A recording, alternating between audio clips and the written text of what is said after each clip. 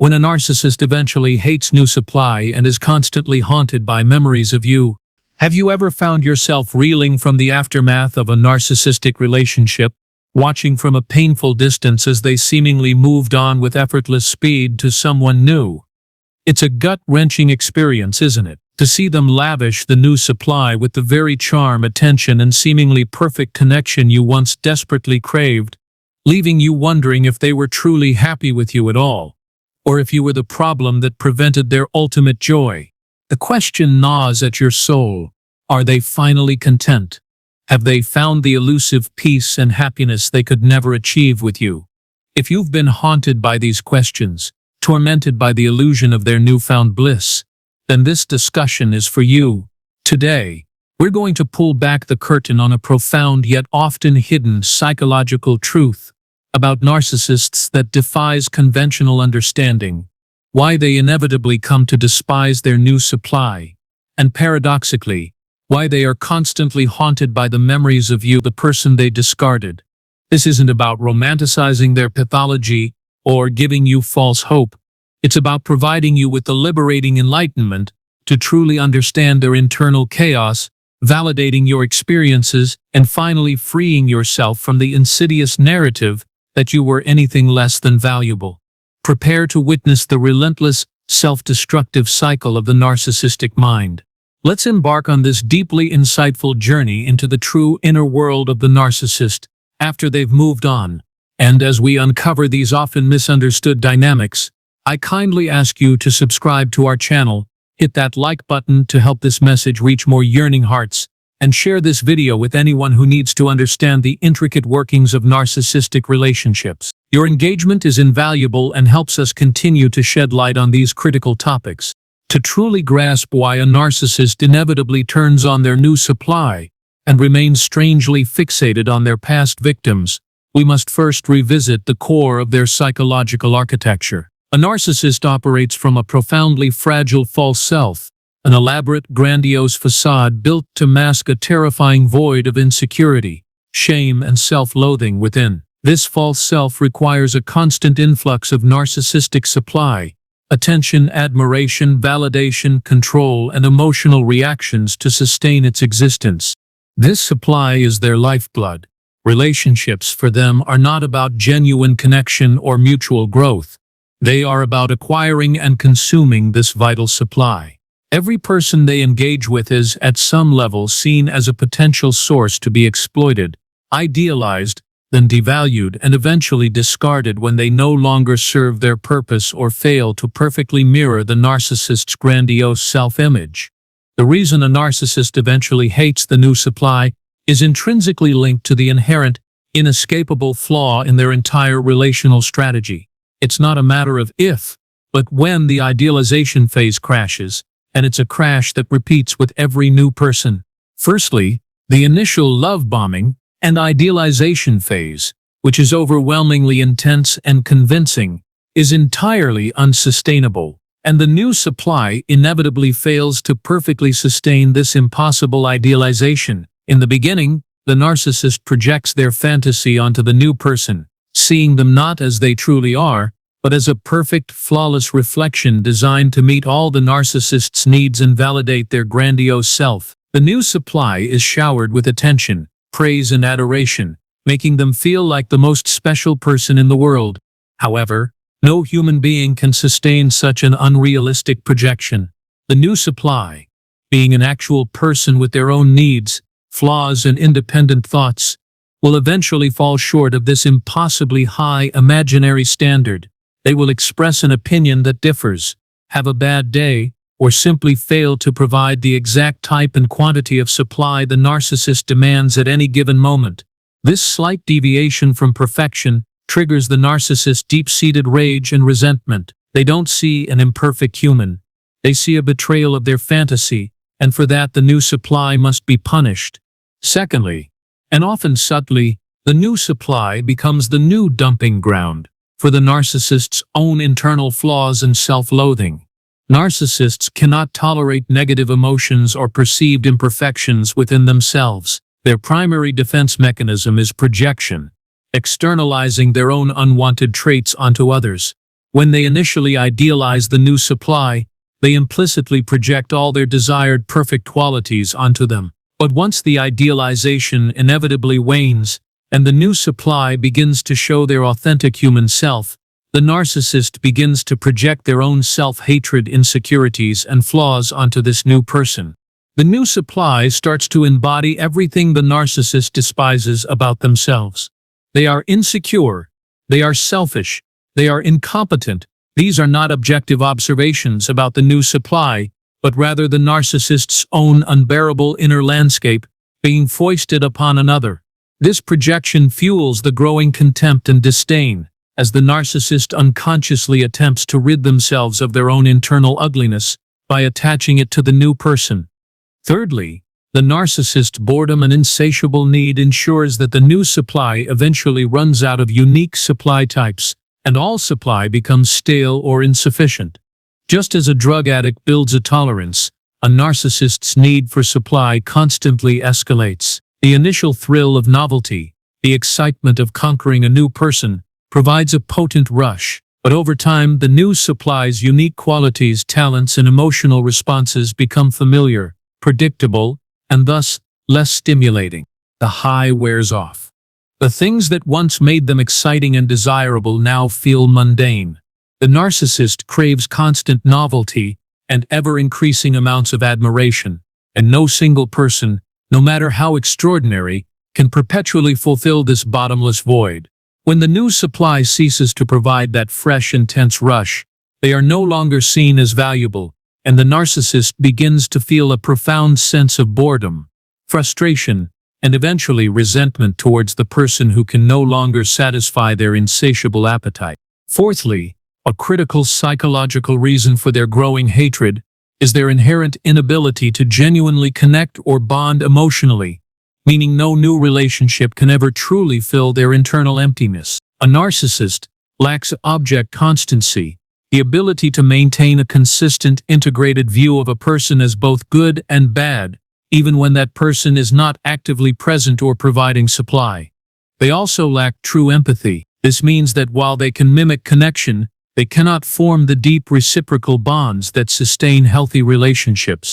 The new supply, like all others, will eventually discover that despite the initial intensity, there is an impenetrable emotional wall, a chilling detachment that no amount of effort can overcome. This lack of genuine connection exacerbates their inner emptiness, and they subconsciously blame the new supply for their own inability to feel truly whole or fulfilled, projecting their frustration onto them. The hatred arises from the new supply exposing, through their very human need for reciprocity, the narcissist's own emotional barrenness. Fifth, the new supply, by reflecting the narcissist, inevitably becomes a mirror that eventually reflects the narcissist's imperfections and the cracks in their false self. In the beginning, the new supply serves as a perfect, admiring mirror reflecting back the grandiose image the narcissist desperately needs to see. But as the relationship progresses, and the new supply begins to see the narcissist's true behaviors, the manipulation, the control, the lack of empathy, the rage,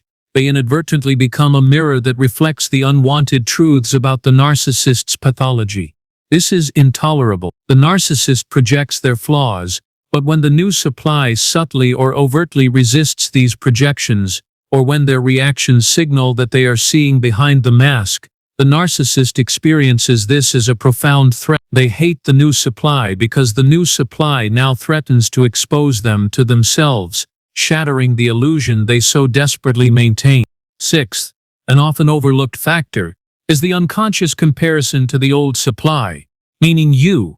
While the narcissist outwardly dismisses and devalues their former victims, a part of their psyche, particularly their memory of supply, is still tethered to you. You represented a known, reliable, and often incredibly generous source of specific types of supply, perhaps unwavering loyalty, boundless patience, profound empathy, or unique adoration. The narcissist might consciously tell themselves they are better off, but unconsciously, they might compare the new supply's performance against the well-established patterns of supply they extracted from you. If the new supply doesn't provide the exact same type of supply, or if they resist in ways you didn't, The narcissist feels a sense of lack or dissatisfaction. This is not because they miss you, but because they miss the supply you uniquely provided.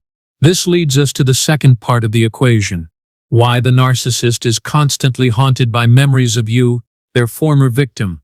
This haunting is rarely about missing genuine love or connection. It's a complex psychological torment stemming from their own pathology. Firstly, you, the former victim, represented a highly specific, stable, and often exceptionally generous source of supply. You were a known quantity, a good source of emotional energy, validation, or practical resources. The narcissist invested significant time in grooming you, shaping you, and establishing a reliable flow of supply. The memory of how easy you were to manipulate, how deeply you cared, or how much you sacrificed for them is a powerful lure. The loss of this known supply, even if they discarded you, can feel like a significant depletion, especially if the new supply proves more challenging or less willing to give. They are haunted by the memory of effortless supply. Secondly, you, the former victim, witnessed their true self and their false self, and they can never truly forget that. You saw behind the mask. You saw their rage, their insecurity, their emptiness, their cruelty, and their manipulations. This is terrifying to them. While they try to erase you and the painful truths you witnessed, a part of them knows you hold the key to their deepest secret, their inherent brokenness. This memory haunts them because you represent the ultimate threat, the one person who truly saw them for who they are, not who they pretend to be. This creates an unsettling dynamic where they simultaneously despise you for seeing them and are compelled by the memory of that terrifying vulnerability. Thirdly, if you ever challenged them, set boundaries, or dared to escape their control, this creates a profound narcissistic injury that they cannot forget. Narcissists cannot tolerate being challenged or losing control. Your decision to leave, to go no contact, or to simply stop providing supply directly wounds their fragile ego. It signals a loss of control, and for a narcissist, control is paramount. This injury festers. They are haunted not by love, but by the memory of being thwarted, of someone daring to defy their will. This makes you, the one who got away, or refused to play their game, an unresolved challenge, a loose end in their carefully constructed narrative of omnipotence. Fourthly, your ability to embody qualities they inherently lack, such as genuine empathy, resilience, emotional depth, or authenticity, triggers a malignant envy that haunts them. As you heal and begin to thrive, radiating peace, joy, and healthy relationships, your light becomes a painful mirror reflecting their own internal barrenness. They cannot possess your genuine happiness or your capacity for true connection, and this fuels a corrosive envy. They are haunted by the stark contrast between your growing strength and their perpetual emptiness, which they desperately try to deny. Your thriving becomes their personal hell, a constant reminder of what they lack and what they can never truly attain. Fifth, for a narcissist, the unresolved nature of the discard or breakup often means they don't truly process endings. They just move on to the next source. They don't engage in healthy grieving or reflection. Instead, they simply cut off the supply and move on. However, the emotional energy of the unresolved conflict or the abruptly severed bond can linger for them, not as genuine grief, but as a psychic residue. They are haunted by the incomplete narrative, the unacknowledged loss of supply, or the injustice of you escaping their control. This can manifest as intermittent hoovering attempts, as their unconscious tries to resolve the lingering energy or re-establish control over the loose end that is you. Sixth, your very existence, especially if you are thriving, becomes a constant reminder of their own repetitive, self-defeating cycle. They are trapped in an endless loop of idealization, devaluation, and discard, constantly chasing a satisfaction that remains perpetually out of reach. When they look at you, flourishing independently, it underscores their own internal prison.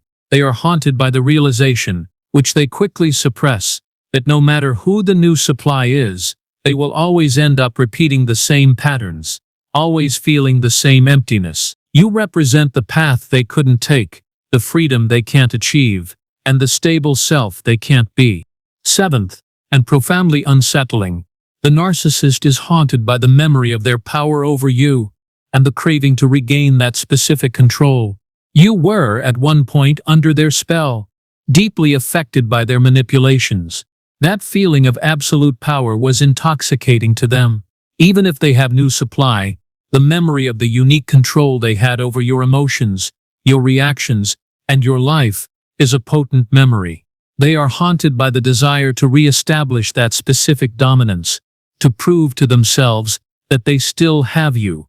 Even if only through a fleeting reaction to a hoovering attempt, you remain a trophy in their mental archive of conquests. Finally, the narcissist is often haunted by your memories because you implicitly highlight the fundamental emptiness of their own life and their false self. When you were in the relationship, you often provided the emotional labor, the genuine connection, and the reality checking that allowed the narcissist to function in the world. Without you, they are left with their own inner chaos, their own emotional barrenness, and the constant effort required to maintain their facade.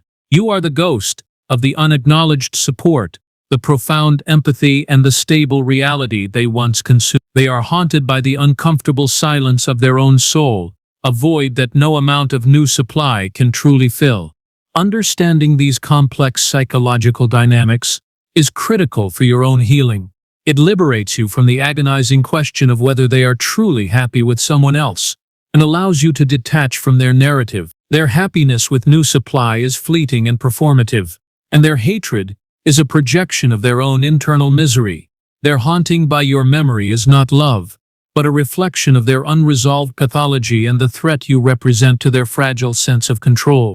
If this deep dive into the narcissist's internal world has resonated with your experiences, if it has provided clarity to the bewildering pain you've felt, please know that this understanding is a profound gift to yourself. Their seemingly effortless transition to new supply and the subsequent projection of hatred onto them, as well as their persistent internal struggle with memories of you, are not about your worth, your actions, or your inherent value. They are solely about the deeply wounded, eternally unsatisfied, and perpetually self-defeating nature of narcissistic pathology. Their cycle is an endless, painful loop that they are condemned to repeat, while you, with this newfound enlightenment, have the power to break free.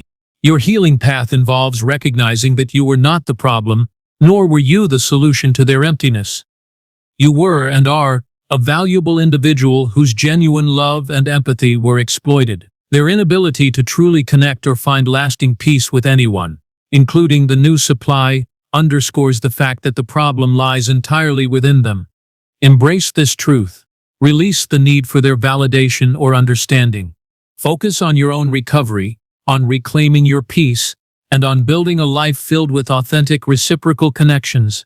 You deserve a love that is real, not a performance built on the constant consumption of supply. Thank you for joining us today, for daring to look at these uncomfortable truths, and for taking the courageous steps towards your own liberation.